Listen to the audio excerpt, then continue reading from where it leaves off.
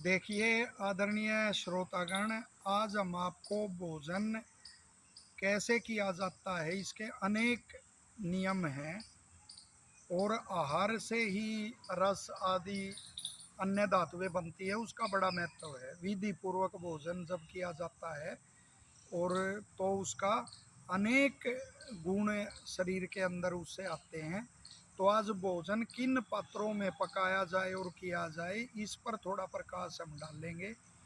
तो उसमें सबसे पहले तो दिया हुआ है, जैसे मिट्टी के पात्र में भोजन पकाया गया वो सबके लिए रुचिकारक और गुणकारी होता है, क्योंकि मिट्टी में ही सारी धातुएं खनिज आदि वो मिट्टी में ही होती हैं। तो उसका तो विशेष लाभ, और ये आयुर्वेद के सत्य ग्रंथों में वर्णन है।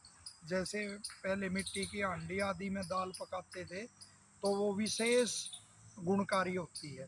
फिर आगे दिया हुआ है कि लोहे के पात्र में जो भोजन पकाया जाता है वह आँखों की रोशनी बढ़ाने वाला और बवासीर को नष्ट करने वाला होता है। तो यह लोहे के पात्र का गुण है। लेकिन धीरे धीरे विकृति जब आई, लोहे का वो कुछ बना दिया गया, स्टील और अन्य वो कहते हैं उसका विकृत रूप, तो उनमें फिर वो गुण नहीं रहते। उसी तरह कहा गया है ताम्र के पात्र में जो भोजन पकाया जाता है वो खेद है, सॉरी कहूँगा, जो कांसे के पात्र में जो भोजन पकाया जाता है कांसी के पात्र में, तो वो बुद्धिवर्धक होता है, रुचिकारक होता है और पवित्र होता है। पहले हमने भी स्वयं कांसी के बेले आदि के अंदर वो दाल आदि का वो सेवन करते थे और पकाते भी थे ऐसे कांसी के बर्तनों में। और स्वर्ण चांदी आदि उसके तो बहुत गुण होते हैं, लेकिन हमारे जैसे सामान्य व्यक्ति की पहुंच से वो बाहर होते हैं। तो ये पात्र जो बताए ये बड़े गुणकारी हैं। लेकिन पहले सिल्वर आया, फिर स्टील आया और अनेक रोग उससे शरीर में आए। इसी तरह से भोजन जिन जिन पात्रों के गुण बताए, यदि उन पात्रों में भोजन हम करेंगे तो वही गुण उनके भी आएंगे।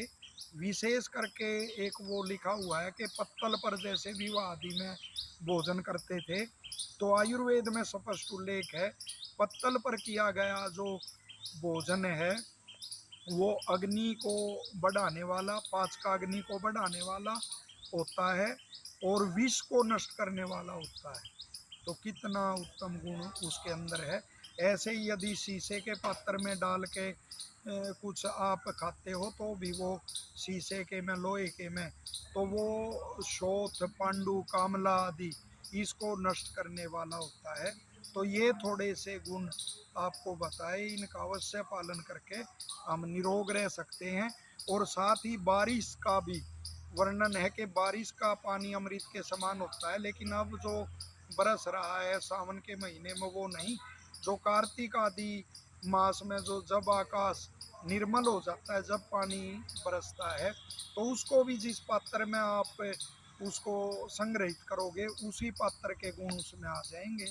लेकिन आज देखिए जो ये आयुर्वेद के अरिष्ट आदि आते ये भी प्लास्टिक के उसमें आने लगे, वो टूट फूट की उससे बचने के लिए। लेकिन वो प्लास्टिक के तो गुण वो आप जानते ही हैं कैसे होते हैं। तो शीशे के उसमें उनको जब रखा जाता था तभी वो गुणकारी और वो होते थे। धन्यवाद।